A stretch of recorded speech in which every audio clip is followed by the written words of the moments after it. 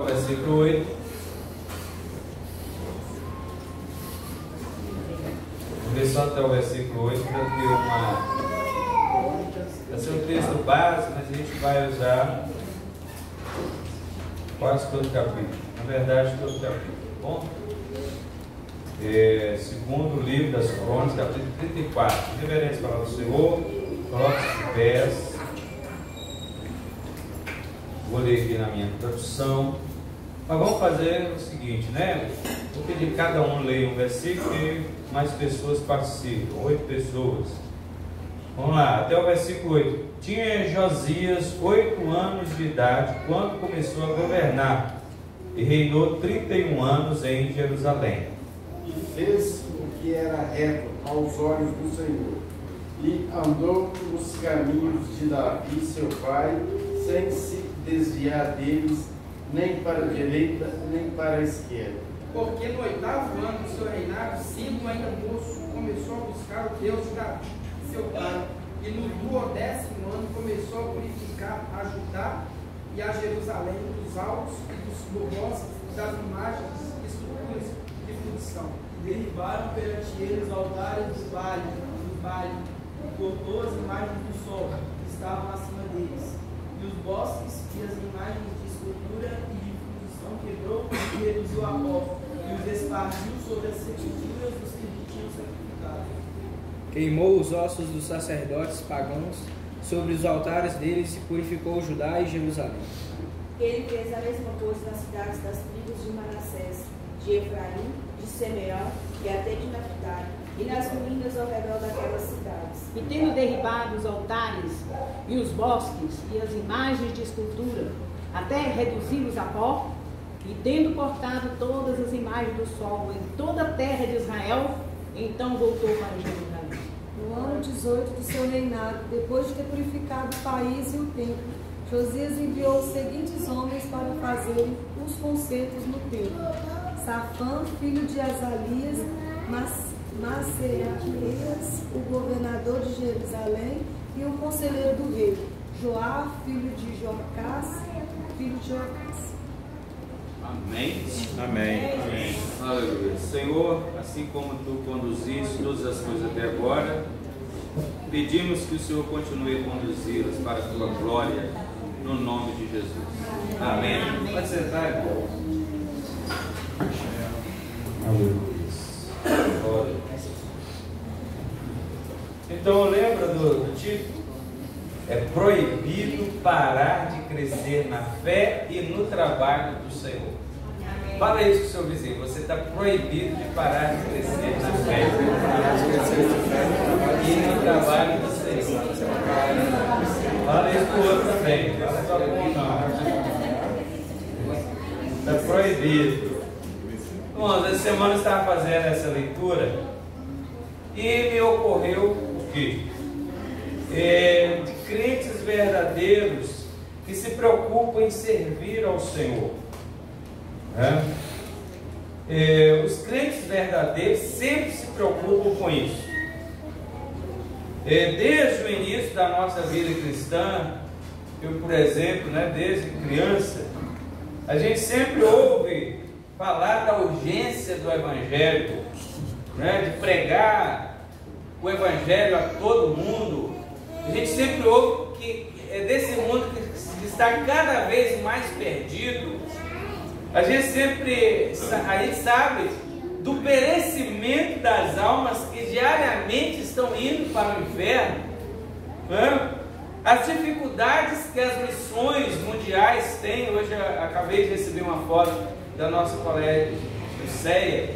Ela chegou lá no Quirguistão essa semana com um grupo, ela que coordena o grupo, lá da missão Amém. Recebi agora há pouco. Vou mandar para os irmãos aí no grupo, pedindo oração, porque são necessidades da obra de Deus, e uma série de outras necessidades que acabam por nos fazer sentir muitas vezes inúteis na obra de Deus, porque a gente não sabe o que fazer para resolver tantos problemas. Você tem que pregar o Evangelho, o mundo está crescendo, a alma está indo para o inferno. né? A missão está precisando de voluntários, precisando de dinheiro, a obra de Deus precisa disso, daquilo, né? Eu falo por mim. Muitas vezes, né, ao passar dos anos, me peguei pensando como há tantas coisas para se fazer e eu não conseguia corresponder às expectativas que as mensagens, os estudos, as pregações lançavam sobre nós, sobre mim, né? Falar por mim. E não posso negar para os irmãos as frustrações de ver tanto a fazer e não conseguir realizar tudo, ou por ter tanto a se fazer, mas ficar tão perdido e desorientado ao ponto de não fazer nada. Isso pode acontecer também, né? Por não saber por onde começar. E o objetivo aqui nessa noite é que você entenda que você pode descansar no Senhor. Amém. Não é no sofá e na cama não, né? Descansar no Senhor em relação a isso, ao mesmo tempo em que não deixe de trabalhar como obreiro na obra do Senhor. E os irmãos vão entender o que eu estou falando. O início arriscado do rei Josias. Essa é a primeira parte que eu quero colocar. A primeira fase da vida do rei Josias nos leva a pensar no como as coisas estavam funcionando. Ele era uma criança de quantos anos de idade? 8 anos de idade, quando foi colocado no trono. Você ser governado por uma criança de 8 anos de idade não é uma coisa fácil, é um risco. Por isso que eu estou dizendo, o início arriscado do rei Josias, essa é a primeira parte. E nós não conseguimos imaginar uma criança nessa idade com um cargo e uma responsabilidade tão grandes. Como uma nação anda e se desenvolve enquanto temos uma criança no poder. Eu não estou falando de adultos sem responsabilidade e sem maturidade, como é o caso que está acontecendo no nosso país. Inclusive, na palavra do Senhor Isaías, no capítulo 4, né? Ou melhor, capítulo 3, verso 4, fala isso. O Senhor vos dará crianças que vos governem. Mas isso era uma punição do Senhor, falando de adultos que agem sem responsabilidade. Viu? O Senhor estava punindo a nação porque ela se afastava cada vez mais da vontade de Deus. Calvino disse que quando Deus quer punir uma nação, Ele lhe dá governantes corruptos.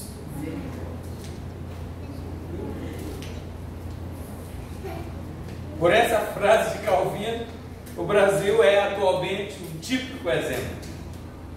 A imaturidade das nossas autoridades políticas se reflete em todos os setores da governança. Decisões arbitrárias, gastos levianos, esbanjamentos para lazeres e prazeres, subornos, propinas, e eu vou parar de falar aqui. São os meninos que Isaías está falando. Mas não é desse tipo de imaturidade que eu estou falando em relação ao rei Josias. Ele era uma criança realmente, claro que ele era imaturo, por ser uma criança. Ele era uma criança quando foi posta no trono. É provável e bem possível que pessoas piedosas serviam como conselheiros e estavam por trás dele, dando-lhe o suporte necessário até que ele chegasse à capacidade de colocar em prática os seus projetos. Dizemos isso, estou falando isso porque o pai dele, o rei Amon, foi um péssimo rei. Tanto é que ficou apenas 2 anos no poder e logo foi assassinado numa conspiração. Por isso colocou ele para a luz de Davi não parar de brilhar. Ele era descendente de Davi, esses reis, né? Eram descendentes de Davi. Então o pai dele, Amon, com apenas 2 anos de reinado, foi assassinado. O avô, que é o pai de Amon, avô de Josias, Manassés, também não é contado entre os reis piedosos na história dos reis de Judá. Ele foi o que mais esteve no poder como rei. Ele reinou 55 anos. O reinado mais longo foi esse, 55 anos. Pensou que é 55 anos num mau governo? É mais do que uma geração. E a maior parte do seu reinado foi desagradando a Deus, com inúmeros pecados. Irmãos, é até difícil de ler. Se você parar para ler os pecados que Manassés cometeu. Passar os seus próprios filhos pelo fogo. Sangue que era derramado em toda a terra de Judá, na nação inteira, por corrupção e por aí vai. Posteriormente, o rei Manassés, por causa de um cativeiro, ele se volta para o Senhor. O Senhor restitui a ele o reino, mas isso foi lá para o final do seu reino. Então o que nós estamos vendo? O rei Josias não tinha tido bons exemplos com o seu pai e o seu avô, os dois reis anteriores. Mas como já disse, pessoas que provavelmente serviram como conselheiros reorientaram a vida de Josias. E ele está aí registrado na palavra de Deus como aquele que é contado entre os reis piedosos que amaram e serviram ao Senhor. Amém. Glória a Deus. Eu disse o início arriscado do rei Josias porque, tendo esse histórico aí para trás, a tendência é que ele desse continuidade a esses pecados, a esses projetos profanos em seu reinado. Mas glória a Deus, irmãos, o Senhor frustra os conselhos e as intenções dos ímpios quando ele quer realizar os seus desígnios. Deus sempre faz isso, né? Aleluia. Então o Senhor preparou este menino de apenas 8 anos para ser um rei piedoso e fiel, e ele agradou ao Senhor. Amém.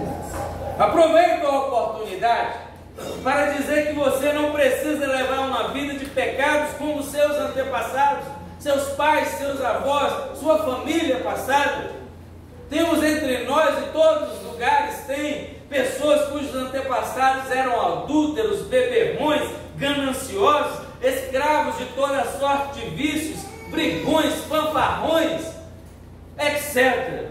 Mas o desígnio divino em relação a você te separou desse histórico maldito e te pôs para ter um histórico de bênção, para que você e os seus descendentes sejam uma bênção na obra de Deus.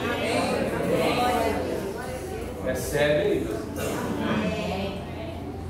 Então essa é a primeira coisa. A sua vida também poderia ser arriscada, mas Deus mudou. Se você pegar e olhar para trás, se não fosse Jesus na sua vida, onde você estaria uma hora dessa? Assim foi com o rei Josias. A fé e os empreendimentos do rei. Então diz o verso 3 que, melhor, diz o primeiro verso que aos 8 anos ele começou, subiu ao trono. Mas no verso 3 diz que 8 anos depois ele começou a buscar ao Senhor. Então 8 mais 8? 16. Isso significa que o desígnio divino do qual eu falei o conduziu a que ele se interessasse pelo Senhor. Pauso aqui para esboçar uma oração para que o Senhor tenha desígnios de bênçãos com as crianças e adolescentes que estão aqui hoje. Olha aí para o seu filho, para os meninos que estão perto de você, mesmo que não seja seu filho.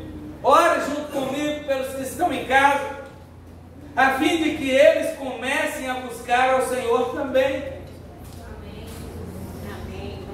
Mesmo que Josias tinha tido tutores piedosos no passado, a Bíblia diz que em dado momento ele por si mesmo se interessou e começou a buscar a Deus. Isso é lindo. Um jovem de 16 anos buscar a Deus, uma jovem de 16, 15, 14 anos se interessar. Nessa foto que eu vou mandar para os irmãos, tem alguns jovens lá. Uma vez eu fui fazer uma visita a quem no hospital evangélico, estou tentando lembrar aqui, alguém aqui da igreja que estava internado lá. Cheguei lá um domingo à tarde e umas meninas de 13, 14, 15 anos, iam de sala em sala, de quarto em quarto, parava umas meninas, parava todo mundo, falava que ia fazer oração, uma lia a Bíblia, a outra orava, pedia que Deus abençoasse, que Deus diminuísse o sofrimento daquelas pessoas. Irmãos, assim, maravilhoso, coisa linda. Podia até ser que tinha alguns adultos lá com ela, mas nesse grupo que eu vi não tinha. Podia ser que adulto estava em algum lugar. Mas não é lindo? Quando desde tenra idade já começa a fazer a obra do Senhor, já começa a gostar das coisas de Deus. E aqui está Josias, ele tinha sido ensinado aí pelos seus tutores, mas aos 16 anos está escrito, ele começou a buscar o Senhor também. A gente fala em buscar a Deus, supondo que todos saibam o que é isso, e muitas vezes a gente não fala o que é buscar a Deus. Mas buscar a Deus é estar sempre em oração, buscando a direção de Deus para a sua vida. O que você vai ser? Na escola tem sempre essa pergunta: o que você vai ser quando crescer? Alguém dos parentes em algum lugar, alguém de amigos, ou em alguma roda? O que você vai ser quando crescer? Uma das coisas que você tem que falar, criança e jovem e adolescente, que você quer continuar sendo um homem e mulher de Deus. Que você quer estar sempre sob a direção do Senhor. Então isso é buscar ao Senhor, é fazer jejuns para se consagrar e esperar ser usado por Deus. Eu já falei com os irmãos aqui, o pastor Hélio, meu irmão mais novo, assim que nós viemos da Bahia para cá, eu tinha 12 anos, ele tinha 4 anos. E ele já falou isso aqui para os irmãos, mas eu vou repetir, que talvez alguém não ouviu, talvez eu esqueça algum detalhe. Mas ele disse que sonhava todas as vezes com o diabo, todas as noites com o diabo. O diabo chegava, pegava ele pela perna, ele com 4 anos de idade, saía puxando, deixava ele lá no quarto, deixava ele lá na cozinha. Todas as noites. E ele conversando lá com o Cleilson, com os outros, né? Porque eu sempre fui aquele cara lá dos irmãos, eu era mais afastado, né? E ele falou: rapaz, você tem que jejuar. E ele começou a jejuar. Com 4 anos de idade, ele sabia o que era jejum. Com 4 anos de idade, ele sabia o que era consagrar a Deus. E sabe o que aconteceu, irmão? Deus deu a resposta: nunca mais aquele bicho foi lá pegar ele. Nunca mais. Depois pergunta a ele, quem sabe contar melhor os detalhes. Mas os irmãos aqui devem se lembrar que já ouviram talvez melhor do que eu. Mas vamos lá. Então fazer jejuns para se consagrar e esperar ser usado por Deus é amar a igreja. Não existe ninguém que busque a Deus e que seja levado pelo Espírito Santo a deixar a igreja. Não existe isso, irmão. É o contrário que existe. O Espírito Santo sempre impele o crente para a igreja. Amém. É procurar viver uma vida piedosa e que dê bom testemunho do nome de Cristo e coisas dessa natureza. Você que está ouvindo isso aqui hoje, preocupe-se se em nenhum momento você por si mesmo quer buscar a Deus. Às vezes vemos pessoas da família e até de fora da família reclamando: os filhos, fulano pega e obriga os filhos a ir para a igreja. Às vezes os próprios filhos reclamam: a minha mãe e meu pai ficam me obrigando a ir para a igreja. E depois cresce com revolta, né? Com ressentimento, não sei o quê.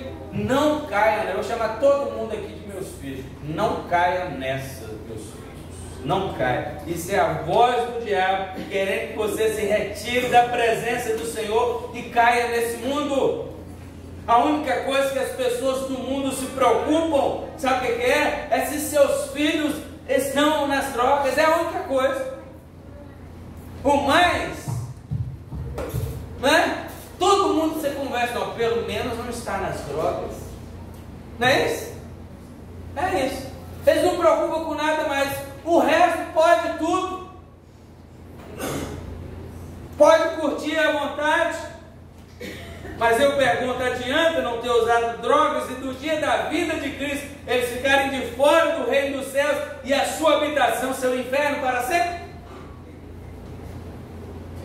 Essa tem sido a preocupação do mundo. E nós não vamos comprar essa ideia, porque Deus tem muito mais a oferecer. Amém. Glória a Deus. E eu pergunto mais, a sua mãe ou seu pai, ou quem quer que seja, quando te obrigou ou obriga você a ir à igreja, eles estão agindo errado ou estão querendo o melhor para você? Além do mais, quem te falou que você, enquanto é menor, tem que fazer o que você quer do seu jeito? Tire seu cavalinho da chuva, porque não é assim não. E não adianta ficar de beicinho, revoltado, porque esse beicinho, se for para o inferno, vai arder o beicinho lá.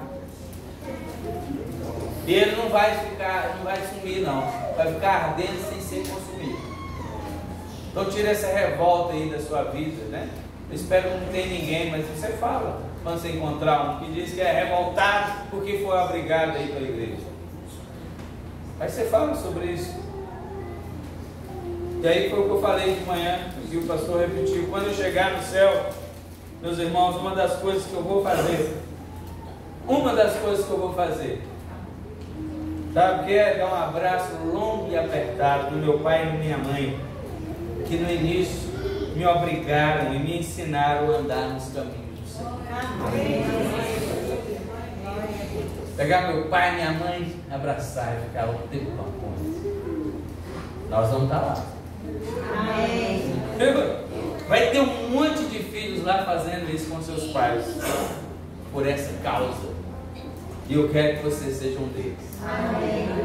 Faz isso com seu pai e com a sua mãe também, que estão te obrigando hoje, que estão querendo que você seja santo diante de Deus hoje. Glória a Deus. Lá no céu eu vou conhecer meu pai e minha mãe, sim, todo mundo, ninguém vai ser menos burro do que é. Lá ele vai ser muito mais inteligente. Não mais, né? Lá vai ser todo mundo. Lógico que as relações familiares serão diferentes, todos serão irmãos, mas você vai saber quem foi seu pai, quem foi sua mãe, quem foi seu pastor, quem foi sua ovelha, quem foi minha ovelha. Ainda mais que Jesus vai chegar, ó, vem aqui que nós precisamos conversar. As suas ovelhas ali, ó. Vem aqui. Eu não vou dar conta da vida de ninguém, mas vou dar conta do que eu preguei. Você estava certo. E vocês vão dar conta, não é da minha vida, mas vai dar conta se vocês ouvirem e entenderem se estava conforme a palavra de Deus. Está escrito isso, viu? Então, meus irmãos, no mesmo versículo aqui, no verso 3, o autor coloca que o rei fez umas reformas religiosas na nação. Vamos ler de novo? Leia o verso 3 todo, por favor. Porque no 8º ano de seu reinado, sendo ainda moço, começou a buscar o Deus de Davi, seu pai. E no 10º ano começou a purificar a Judá e a Jerusalém dos altos, dos postes ídolos e das imagens de escultura e de fundição. Olha aí. Então, no versículo está dizendo que 8 anos depois ele começou a buscar o Senhor, e mais 6 anos depois, não é isso? Ele começou a fazer umas reformas na nação. Não existe dúvida de que essas reformas foram motivadas porque ele começou a buscar o Senhor, e o Senhor começou a se revelar a ele. Ninguém faz reformas religiosas e espirituais se não busca Deus, não, irmão. Quanto menos você vem à igreja, por exemplo, pega um exemplo assim bobo. Quanto menos na igreja você vem, menos vontade você tem das coisas de Deus. E quanto mais das coisas de Deus você se aproxima, ir na igreja, ouvir uma pregação, ter comunhão com os irmãos, mais o seu coração se abre, mais vai se enchendo, e é uma coisa sem fim. É aquilo que Jesus falou com aquela mulher samaritana, dizendo a ela que se você soubesse quem que está te pedindo água, você que pedir água para ele, porque ele tem um rio de água viva no interior que flui, não acaba. Você sempre está precisando de ser saciado, e está sendo saciado. Amém. Glória a Deus. Quando buscamos a Deus, ficamos sensíveis à voz do Espírito Santo, e Ele nos inclina a que abandonemos nossos pecados e nos santifiquemos para o Senhor. Ele começou a buscar o Senhor. Isso é o positivo. Começou a buscar o Senhor. Então agora, abandonar os pecados. Mas não só abandonar os pecados, se santificar para o Senhor. Preste atenção nisso. Preste atenção nisso. Não é só deixar pecados. Não é só deixar de fazer algumas coisas. Além de deixar de fazer algumas coisas, precisa fazer outras. Além de abandonar pecados, precisa se santificar. É o passivo e o ativo. Sabe por quê, irmãos? Porque senão a gente volta tudo de novo. Preste atenção que o ponto de vista que o mundo tem já adentrou as portas de nossas igrejas. O mundo sempre justifica os seus pecados. Pregue alguém aí do mundo e você vai ver. Diga a ele da necessidade de ter a Cristo em sua vida. E a primeira coisa que ele vai dizer é o quê? Que é uma pessoa muito boa, não mata, não rouba, não deseja o mal de ninguém, tem apenas uns pecadinhos bobos igual todo mundo. O que eles não entendem é que não é apenas o que não se deve fazer, mas também o que se deve fazer. Não é só abandonar os pecados, é se santificar e se entregar para Jesus também. Vou usar uma frase que eu ouvi de uma irmã no seminário a semana passada, falei durante a semana. Se você acredita em Jesus, ande nos caminhos dele. Ah, eu acredito em Jesus, então anda nos caminhos dele. Como é que você diz que acredita em Jesus, mas está fora do caminho de Deus? Está fora do caminho do Senhor. O rei Josias então começou a buscar a Deus e descobriu o que agradava a ele e o que não agradava. Então ele retirou altares idólatras de toda a nação. Está aí no verso 7. Ele saiu tirando, quebrando tudo. Todo o povo sabia o que isso significava. Ele destituiu e mandou até matar. É o livro dos Reis que vai dizer: os sacerdotes desses altares idólatras. Mandar matar para nós soa hoje, como radicalismo, mas no contexto e cultura da época, isso não era radicalismo, isso não era incomum, era uma coisa muito natural, muito comum. Elias, na sua disputa com os profetas de Baal, todo mundo se lembra, exterminou depois. Nós fizemos um acordo: quem perder morre também. Venceu lá o ribeiro de Querite é onde ele bebeu água, Quizom, me parece. Exterminou ali mais de 800 profetas de Baal. Antes disso, a rainha, a Jezabel, havia matado os profetas do Senhor. Então é claro que não é certo, mas no contexto da época, isso não era incomum. Hoje chegamos ao entendimento que a execução por motivo religioso não cabe na nossa cultura, mas não se esqueça de que chegará o tempo em que o próprio Deus e Senhor Jesus Cristo exterminará todos os que não se achegaram a Ele. Amém. Não cabe na nossa cultura a gente julgar e matar os outros, especialmente por questões religiosas, mas Deus fará isso. Deus fará isso. Nós não, mas Deus fará. Agora vamos para o verso 8. O rei Josias fez mais coisas. Leia o verso 8. 6 anos depois que ele havia feito reformas religiosas nas regiões do país, o que ele fez? Leia. No 18º ano do seu reinado, havendo já purificado a terra e a casa, enviou a Safã, filho de Azalias, a Mazéias, governador da cidade, e a Joá, filho de Joacás, cronista, para prepararem a casa do Senhor, seu Deus. Amém. 6 anos depois que ele havia feito reformas religiosas na nação, mandou que se executassem obras de reforma estrutural no templo do Senhor. Fala amém. Amém. Desse quanto vocês falam. Eu quero que você perceba aqui junto comigo que todas essas reformas e trabalhos teve um ponto de partida. Lá no início, quando ele compreendeu que precisaria agir independentemente da fé dos seus tutores. Porque o filho e a filha está ali, ó, no braço da mãe aqui, que está mais próximo de mim. O outro está ali próximo da mãe, né? Outros estão próximo de seus tutores. Estão aí dependendo da sua fé. Estão sim, são dependentes da sua fé. Preste atenção à fé que você pratica e está incutindo nos seus filhos pequenos. Os meus agora, mais novos, tem 12 anos. Já está começando a ter independência da fé, de fé. Precisa desenvolver a sua fé com Deus, a sua relação com Deus. Então lá no início, quando ele estava no começo na fé dos seus tutores, depois nós vemos que ele colocou em prática sozinho o que aprenderam com seus tutores e começou a buscar a Deus e a conhecê-lo mais e mais. Lembre-se do título dessa mensagem: é proibido parar de crescer na fé e no trabalho do Senhor. É você mesmo que tem que se proibir de parar. Amém.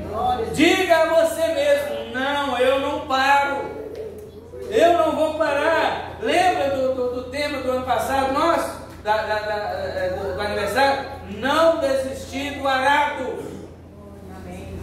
De lá para cá, 1 ano está completando. Você conhece alguém que desistiu do arado? Não fale, mas você não desistiu. E nós temos pessoas que do ano passado para cá entregou o arado lá na glória. Amém. Está lá com uma coroa. Glória a Deus. Diga para você mesmo: eu me proíbo. Diga para você mesmo: já fui longe demais para voltar atrás. Não é hora mais de voltar atrás. Você já chegou num ponto que você já sabe, irmãos, o suficiente, que Deus te quer, que Deus te escolheu. Tome decisões constantes de crescer na fé. Aquilo que você ainda não fez, faça. Glória a Deus. Vai dizendo essas coisas para si mesmo e contando com a graça divina, que é ela que nos sustenta até o dia com D maiúsculo. Que dia é esse? É o dia da vinda de Jesus. Amém. Pode até ser que você não consiga fazer tudo no mesmo ritmo de antes.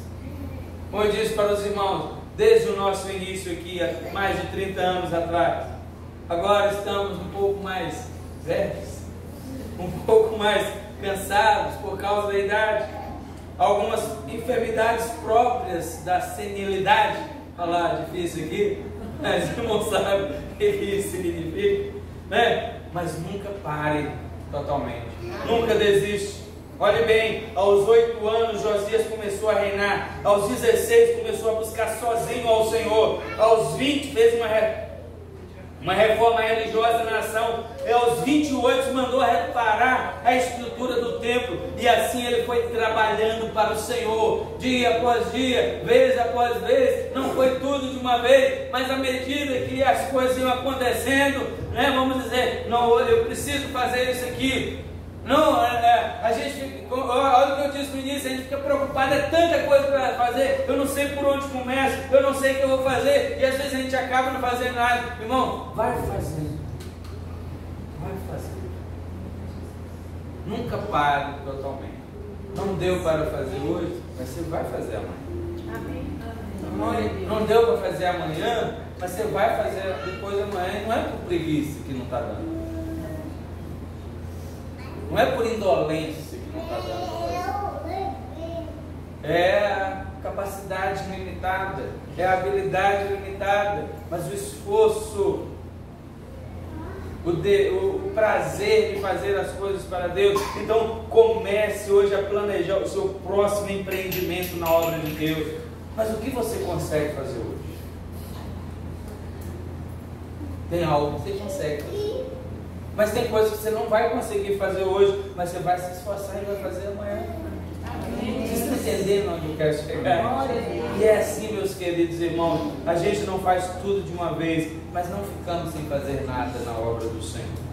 E não precisamos ficar nos matando de preocupação pelo que não conseguimos fazer hoje, mesmo tentando. Amanhã conseguiremos fazer, pois o Senhor vai renovando gradativamente as nossas.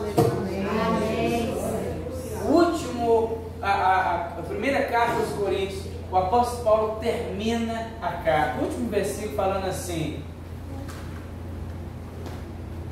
meus queridos irmãos, sede firmes e constantes, sempre abundantes na obra do Senhor, sabendo que o vosso trabalho no Senhor não é vão. Portanto, meus amados irmãos, sede firmes e constantes. Constância. Hoje não deu, não é porque eu desisti, não consegui. Sede constante. Não é vão. Há um galardão. Há uma recompensa para você. Aleluia. A última coisa que eu quero falar. A Bíblia é o ponto crucial do crescimento na fé e na obra do Senhor. Uma última observação é que quando nos interessamos e nos inclinamos tanto a buscar a Deus quanto a fazer coisas que agradam a Ele, o próprio Deus viabiliza meios para facilitar e abençoar o nosso trabalho. Não é assim? Acredito que você já teve experiências dessa natureza com o Senhor, em que você está trabalhando em alguma coisa para Ele, está preocupado com a possibilidade dos recursos acabarem. Às vezes há limitações, de recursos humanos, recursos financeiros, esgotamento de força, uma outra limitação qualquer. Aí quando pensa que não, o Senhor abre as portas. Isso faz assim. Diga amém aí, quem já passou por essa experiência? Amém? O Senhor abre as portas, você fica ali tentando entender o que aconteceu, mas ao mesmo tempo dando glórias a Ele por ter provido o que necessitava. Deus sempre faz isso com aquele que se dispõe para Ele. Pois bem, talvez você ache que não, mas precisava algo mais acontecer com o rei Josias. E aconteceu. Enquanto estavam fazendo as reformas ali no templo, um certo livro foi encontrado. Meu Deus. Verso 14, vamos ler.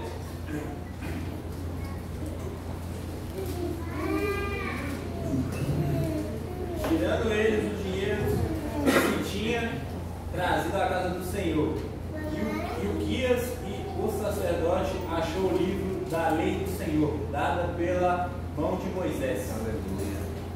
Olha, achou o livro da lei. Não era um livro qualquer, irmão. Era o livro da lei do Senhor, dado pela mão de Moisés. Sabe quanto tempo de Moisés a Josias? Eu fiz a conta, mas eu peguei a média, 850 anos. É mais um pouquinho, tipo assim, 857, um negócio assim, mas eu arredondei. 850 anos. Havia ali um livro guardado, mas preste atenção, tudo que perde, preste atenção, quando você perde alguma coisa na sua casa, principalmente o pessoal mais bagunceirinho aí, tudo que você perde na sua casa, normalmente se perde porque não se usa muito ou não se importa muito com ele, né? Perdeu, eu nem sei onde eu guardei, a não ser que seja aquela coisa que você precisa guardar mesmo, depois você não sabe, esqueceu onde guardou, de tão bem guardado que ficou. Não estou falando disso. Estou falando daquelas coisas que você joga para lá e depois vai procurar, você não sabe onde está. E é lamentável que os crentes atuais não levem em conta o valor devido da palavra do Senhor. Naqueles dias de Josias, ninguém mais falava do livro, nem sabiam se tinha um livro.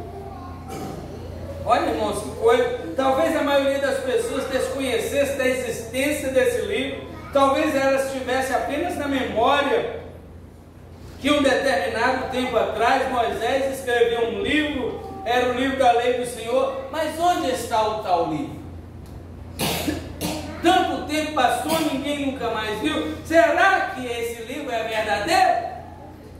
O negócio passa tanto tempo que você fica até pensando, será que é verdade? Né? Aí eu pergunto aqui para você, perguntei para o irmão aí do seu lado, onde está a sua Bíblia? O que você faz com a sua Bíblia? Deixa eu te falar, irmão, o que está acontecendo atualmente com as igrejas modernas. Elas não estão usando a Bíblia mais, a não ser para a sua própria conveniência. Muitos pastores e líderes têm subido aos púlpitos para contar seus casos e sem a Bíblia na mão. Suas pregações não passam de incentivos a que você tenha uma boa vida, uma vida de sucesso no trabalho, nesse mundo. Desejo e até ora para que você tenha saúde, incentivo que você tenha uma boa conduta, uma boa moral perante as pessoas, mas a Bíblia mesmo, a palavra de Deus, não está mais sendo pregada. Falei para os irmãos aqui há poucos dias, eu precisei há pouco tempo, acho que não sei se tem um mês, estar numa igreja dessas. Precisei de ir. E me alarmou que os pastores não sabiam mais o que a Bíblia dizia. Quando eles citavam alguma história bíblica, eu ficava esperando, porque eu conheço a Bíblia, conheço a história da Bíblia. Falava, é isso que ele vai falar. Irmão, saía outra coisa. Pasmem, saía outra coisa. Saiu o que ele achava que se fosse ele, estava falando. Não tem um mês. Viu? Mudava completamente a frase do que estava escrito, do que está escrito. Meu Deus, pasmem, eu fiquei pasmo. É isso que acontece quando esquecemos a Bíblia. Deixando a Bíblia para lá, vamos nos esquecendo pouco a pouco do que ela diz. É normal no ser humano se esquecer. Quando você está aprendendo uma língua, por exemplo, e você está ali todos os dias, você vai se familiarizando com ela, ouvindo ela, falando ela, e você começa a aprender mais e mais. Depois que você passa um tempo, um ano, você vai esquecendo. Quando você volta para falar, quando você volta a estudar, não é? Você perdeu o ritmo. E assim é com a palavra de Deus também. Quando pensamos que não estamos longe, fazendo exigências de coisas que Deus não exige, como é o caso das igrejas que eu estou falando, e não se importando com coisas que Deus se importa. Foi uma bênção muito grande para o rei Josias ter ouvido a leitura desse livro, e a bênção foi estendida a toda a nação, porque ele convocou os habitantes do seu reino para ouvir a leitura, e todos foram abençoados, porque eles fizeram um pacto com o Senhor. Amém. Vamos ler isso aqui, do verso 29 até o 33, pode ler, 4 versículos, verso 29 ao 33. Então o rei enviou e reuniu todos os anciãos de Judá e de Jerusalém. Até o 33. E o rei subiu à casa do Senhor, e todos os homens de Judá, e todos os habitantes de Jerusalém, e os sacerdotes, e os levitas, e todo o povo, grandes e pequenos, e ele leu aos seus ouvidos todas as palavras do livro do pacto que foi achado na casa do Senhor. E o rei se pôs de pé em seu lugar, e fez um pacto diante do Senhor, para andarem segundo o Senhor, e para guardarem os seus mandamentos, e os seus testemunhos, e os seus estatutos de todo o seu coração, e de toda a sua alma, para cumprirem as palavras do pacto que estão escritos neste livro. Aleluia. E ele fez com que todos os que estavam presentes em Jerusalém e em Benjamim se pusessem de pé diante dele, e os habitantes de Jerusalém fizeram segundo o pacto de Deus, o Deus dos seus pais.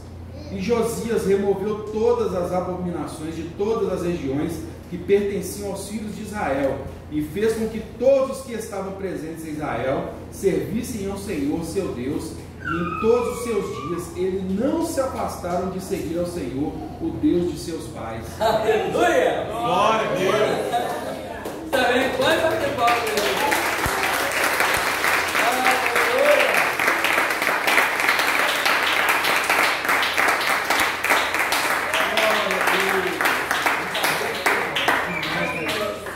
Você está percebendo o que Deus pode fazer quando a palavra dele é redescoberta ou quando não é esquecida? Se não tivesse sido esquecida, não precisava disso aqui, mas ela foi esquecida. Então eu peço aos irmãos que não se esqueçam. Tem um pacto que foi feito lá no dia que você levantou sua mão, aceitou Jesus, de mão, de pé, de coração. Foi feito um pacto contigo. Deus fez um pacto e você fez um pacto com Ele. Não se esqueça desse pacto. Todos foram abençoados, a nação inteira, porque fizeram um pacto com o Senhor. E deixa eu te falar um negócio. Deus gosta desse negócio de pacto. Quando é para servir, amar Ele, adorar Ele, Ele gosta de ouvir esse negócio. O que é que você faz? O pacto seu já está pronto. Mas para você renovar, na oração que a gente fizer, eu queria que você renovasse esse pacto. Senhor, eu não vou desistir. Eu me proíbo de desistir. Eu me proíbo de ficar nanico na fé. Meu pacto com o Senhor é que eu vou continuar na tua presença. Que o Senhor me dê força, que o Senhor me ajude. Amém. Quando o seu povo faz um pacto com Ele, de servir, adorar, de viver para Ele, Ele gosta muito disso. Amém. Aleluia. Amém. O que eu disse, concluindo, o que eu disse hoje aqui não tem intenção de fazer com que você pense que agora pode ficar sossegado e não vai fazer mais nada na obra de Deus. Não. O verdadeiro objetivo dessa pregação é que você não cesse de crescer na fé e no trabalho de Deus. Amém. A urgência da obra de Deus continua, é uma realidade, mas um não faz toda a obra sozinho, e também um não faz toda a obra de uma só vez. Olha que Josias foi fazendo as coisas ao longo do seu reinado. Ao longo da sua vida cristã, vai fazendo, vai orando, vai trabalhando, Deus vai te direcionando, Deus vai abrindo as portas. Por isso o título é que entendamos que o próprio Deus nos proíbe também de ficarmos o tempo todo parados, sem perspectiva e sem expectativa de como podemos crescer na fé e como podemos contribuir para o avanço e o desenvolvimento da obra dele na face da terra. Então, que você se proíba. Amém. E eu também te proíbo de parar. Amém. Fazer igual a Josias. Vamos selar um pacto, ou renovar, melhor dizendo, o nosso pacto com o Senhor nessa hora. Amém. Vamos fazer isso agora. Pode louvar